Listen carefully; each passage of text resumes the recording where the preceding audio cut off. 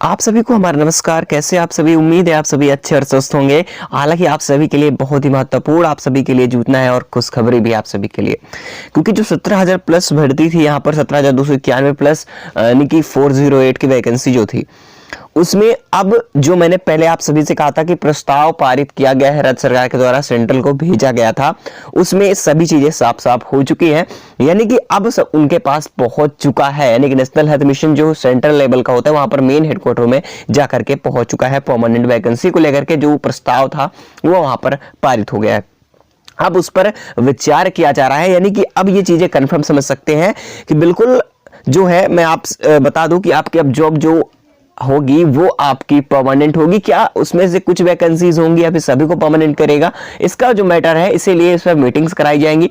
ठीक है, तो इस पर थोड़ा विचार करने में टाइम लगता है, क्योंकि भाई ये फैसला लेना उचित नहीं होता, ये छोटी मोटी फैसले नहीं होते। ठीक है, क्योंकि कंट्रेक्चुअल बेस टू परमानेंट अगर ट्रांसफर करना होता है तो उस प्रकार से यह तो सीमित रख सकता है कि कुछ सीटों को वो रिकवर कर दे। जैसे कि अभी 10,000 पोस्ट का जो बताया था मैंने, 25,000 पोस्ट का, उसमें 10,000 का फिर आउट हुआ कि नोटिफिकेशन जल्दी आने वाला है, उसमें परमानेंट करने की कुछ सीटें बताएगी। इसीलिए पहले से, इसलिए क्या हो रहा है कि न्यूज़पेपर के माध्यम से चीजें बाहर आ रही हैं, जैसे जैसे वहां पर कुछ चीजें पता चल रही हैं, क्योंकि विचार विमर्श अब हो रहा है, जिस पर मीटिंग बहुत जल्द ही होगी। ठीक है, इतना जल्दी तो नहीं, कम से कम कुछ समय लग सकते हैं, कुछ दिन लग सकते हैं, उसके बाद इस पर मीटिंग्स वगैरह कराई जाएंगी, तभी विचार हो रहा है। ठीक है, अब बिल्कुल देखो, अब इस बार की बात करें कि मेरिट फिर कैसे लगने वाली है। अगर सेफ कट ऑफ की बात करें, अगर परमानेंट होती भी है, क्या ये वैकेंसी परमानेंट होगी तो कुछ सीटें होंगी या फिर सारी सीटें होंगी, तो उसके अकॉर्डिंग अगर कट ऑफ रहेगी तो किस प्रकार से मेरिट लग सकती है, अगर कुछ ऐसा हुआ तो बिल्कुल आप सभी के लिए बहुत ही खुशखबरी है।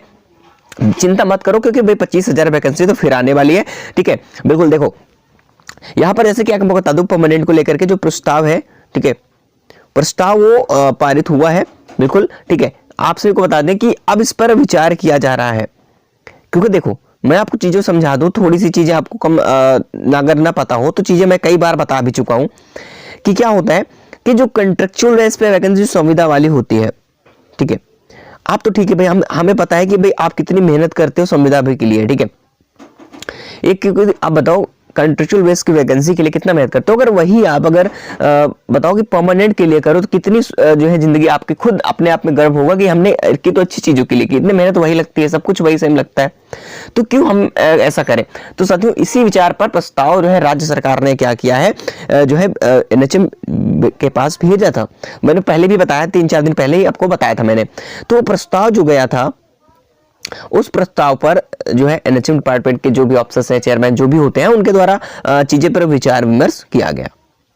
अब क्या है कि देखो कारण क्या है, आप सोच रहे हो सर यूपी एनएचएम है, तो यूपी एनएचएम, देखो यूपी एनएचएम पर कोई फर्क नहीं पड़ता, क्योंकि ये जो है ये कुछ नहीं कर सकते हैं, यूपी एनएचएम के द्वारा कुछ भी नहीं कर सकता, इनके जो है अंडर में नहीं होता है कि वो परमानेंट कर सके। ठीक है, परमानेंट करेगा कौन, आप ये भी समझ लो।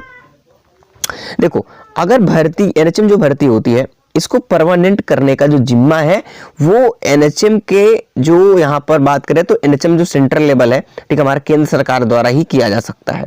ठीक है, केंद्र सरकार द्वारा ही हमें अगर वैकेंसी को परमानेंट करना होता है तो केंद्र सरकार ही कर सकती है, उसके अलावा राज्य सरकार नहीं कर सकती। क्योंकि जो राज्य सरकार होती है ये स्वास्थ्य विभाग को अपना पैसा नहीं देती है, सैलरी ये नहीं प्रोवाइड कराती है, कुछ परसेंट, लगभग 25% के पास जो है ये प्रोवाइड कराती है, और जो है पूरा 75% लगभग जो है देता है कौन, 75% आपका जो है सेंट्रल गवर्नमेंट आपको देती है। बिल्कुल चीजें समझ में आई। चलिए, तो इन सभी चीजों पर समझने की कोशिश करिएगा आप सभी, तो ऐसा कुछ होता है। ठीक है, बिल्कुल। चलिए, तो देखिए इन सभी चीजों पर अपने फोकस करना बहुत जरूरी है आप सभी के लिए। तो इन सभी चीजों पर ये होता है, इसलिए जो है अब राज्य सरकार ने क्या किया है कि अब जो राज्य सरकार है, इनके द्वारा अब सेंट्रल गवर्नमेंट को जो चीजें भेज दी गई हैं प्रस्ताव पर। ठीक है, तो प्रस्ताव उन्होंने देखा, प्रस्ताव पर उन्हें सब कुछ समझ में आ गया और वो इस पर विचार चल रहे हैं।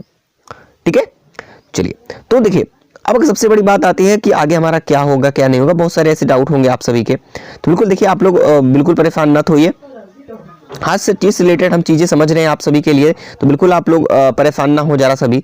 ठीक है, क्योंकि हर एक चीज पर हमने समझ लिया है, हर एक चीज जो भी होता है। ठीक है, देखो अब बात आती है कि ऐसा कब तक हो सकता है। देखिए जो 17,000 वैकेंसी, कितनी सीटें हो सकती हैं, देखिए 17,000 नहीं, बल्कि आपको बता दें यहाँ पर 17,000 प्लस तो हमने बोला जाता है सभी को, जो कि 17,000 291 प्लस 408 सीटें हैं। तो फिलहाल हम ही 408 सीटों को अभी नहीं मानेंगे क्योंकि ये कभी भी कैंसिल की जा सकती है जैसा कि पता है।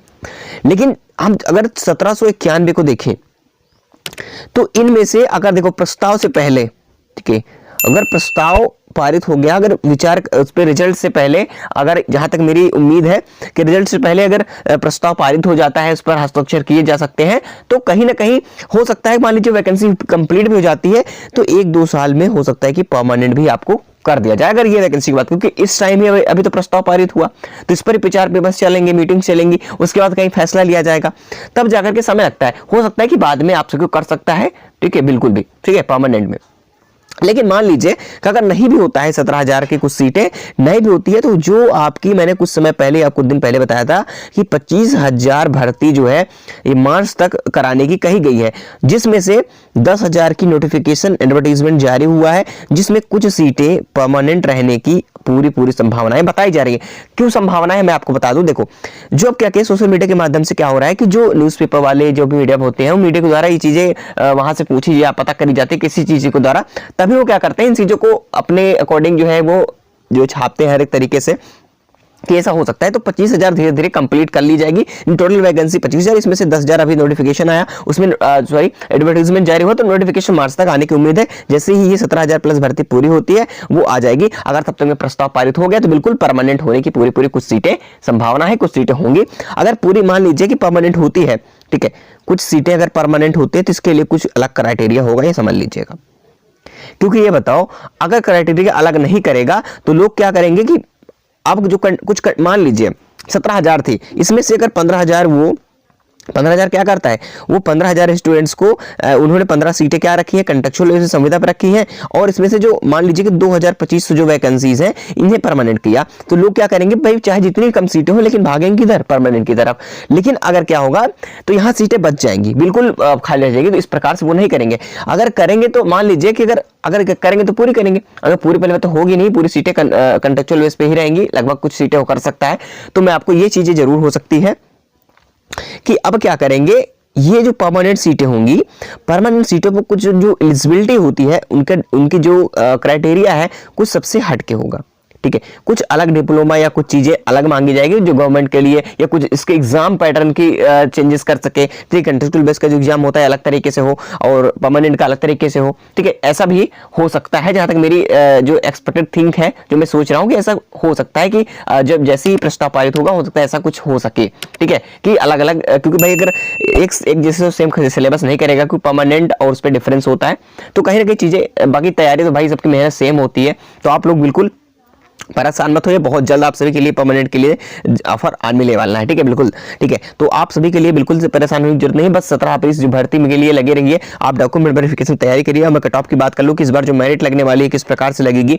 देखो मेरिट का जहां तक मामला है, मैं जहां तक कई बार बता भी चुका हूं, तो यहां पर क्या होता है, मेरिट लगने काफी लोगों को नहीं पता है। तो मान लीजिए हाईएस्ट स्कोर यहां पर 90 है, ठीक है, हाईएस्ट स्कोर 90 है, और यहां पर आते आते क्या हुआ कि ये 50 हो चुका है। यहां पर मैंने अगर बात की नीचे आकर तो यहां पर 35 ले लिया, समझना मेरी बात को। अब यहां पर क्या होगा, जो मेरिट लगती है ये ऊपर से काउंट होता है, यहां से काउंट होगा, धीरे धीरे आएगा, ठीक है। अगर क्या होता है, यहां से काउंट करता है 50 तक ले लेता है, और 90 से 50 के बीच में जितने स्कोर होंगे, क्योंकि हाईएस्ट जो स्कोर होता है उस वहां से स्टार्टिंग करता है और वो छांटते हुए यानी सेलेक्ट करते हुए चलाते हैं। अगर इतने में अगर 90 से 50 के बीच में ही, ठीक है, क्योंकि एवरेज जो लिया जा रहा है इस बार इसी 50 का लिया जा रहा है, इसलिए हाई कट ऑफ जाने की थोड़ी थोड़ी संभावनाएं भी हैं और नहीं भी हैं, दोनों चीज समझना मेरी बात। अगर इसमें 17,291 सीटें कंप्लीट हो जाती हैं, समझना, तब समझ लीजिए कि 90 से 50 के बीच में है, तो ये 50 को स्कोर मान करके ये पूरी कट ऑफ बनेगी, ठीक है।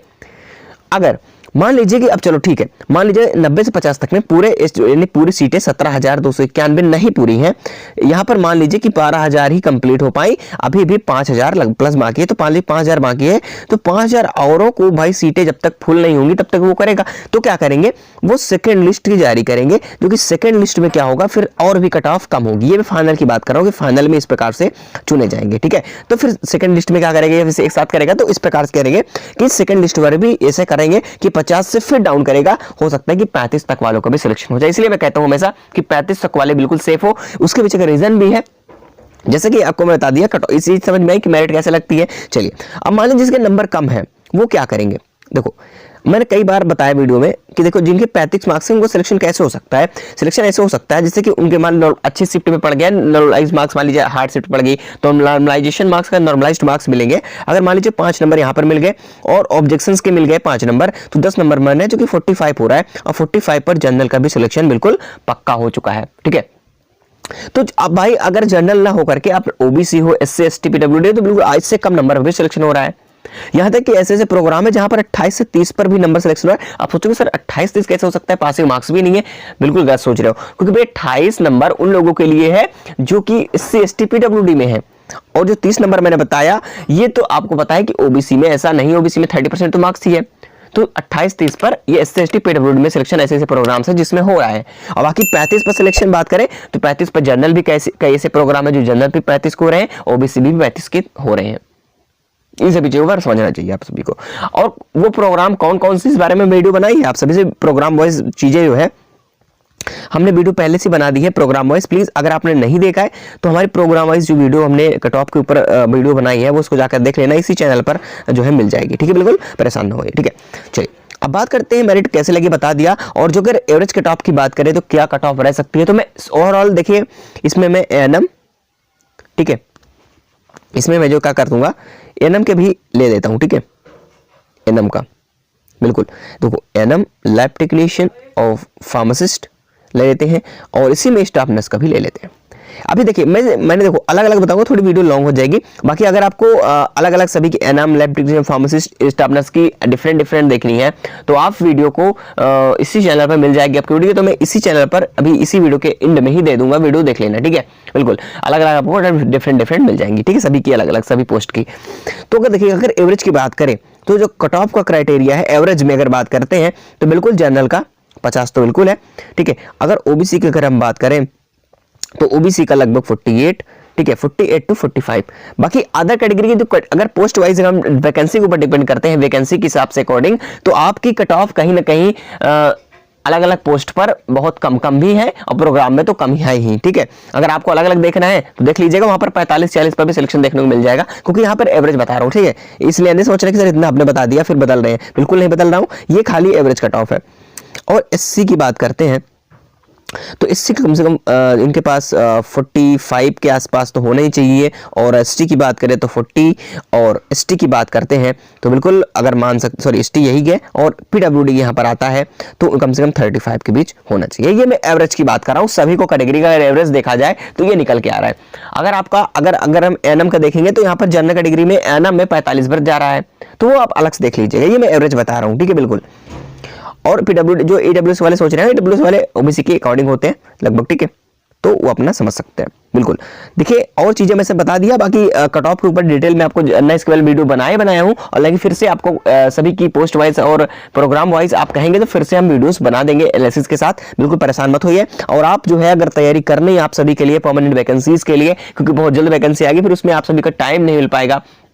ठीक है, तो आप सभी बिल्कुल आप तैयार रहेंगे, और इसके लिए क्लासेस हम बहुत जल्द कराएंगे जो अपने ब्रेनपुर चैनल पर। तो प्लीज आप ब्रेनपुर चैनल को सब्सक्राइब जरूर कर लेना, लिंक डिस्क्रिप्शन बॉक्स में ब्रेनपुर की मिल जाएगी। ठीक है, तो ब्रेनपुर को सब्सक्राइब करके रख ले, क्योंकि इसी चैनल पर आप सभी को मिलेगी आपकी क्लासेस, क्योंकि अभी पर इस पर क्लासेस नहीं स्टार्ट हुई है, अच्छे टीचरों के द्वारा आपको जो है पढ़ाया जाएगा, क्योंकि ये हमने नर्सिंग के लिए ब्रेनपुर को जो है बना लिया है। बिल्कुल आप लोगों को सब्सक्राइब करना होगा, लगभग 2000 का टारगेट है सब्सक्राइबर का, ताकि 2000 सब्सक्राइबर आप कंप्लीट करा देंगे ऑडियंस को, ताकि इससे क्या होगा कि हमारे जो टीचर्स होंगे उनको लगेगा कि हाँ कुछ ऑडियंस हमें देख रही है, तो उन्हें इंपॉर्टेंस फील होगी और वो मोटिवेट होकर के आपको और अच्छे से स्टडी करा पाएंगे। ठीक है, बिल्कुल ठीक है। और इसके लिए आपको टेलीग्राम चैनल को ज्वाइन करना होगा, नीचे डिस्क्रिप्शन बॉक्स में टेलीग्राम को भी ज्वाइन कर लेना, ताकि उस पर पीडीएफ वगैरह मिलती रहेंगी। ठीक है, क्योंकि उसमें हमने फीस जो रखी है, जो टेलीग्राम की बात कर रहा हूँ, ठीक है, तो पे वाला जो है उसमें लाइफ टाइम के लिए 129 रुपए में लाइफ टाइम के लिए उसमें आप जुड़ सकते हो। लाइफ टाइम की बात कर रहा हूँ, कोई भी क्लासेस पीडीएफ उसमें शेयर होते ही रहेंगी। बाकी ब्रेनपुर पर आपको फ्री ऑफ कॉस्ट क्लासेस भी प्रोवाइड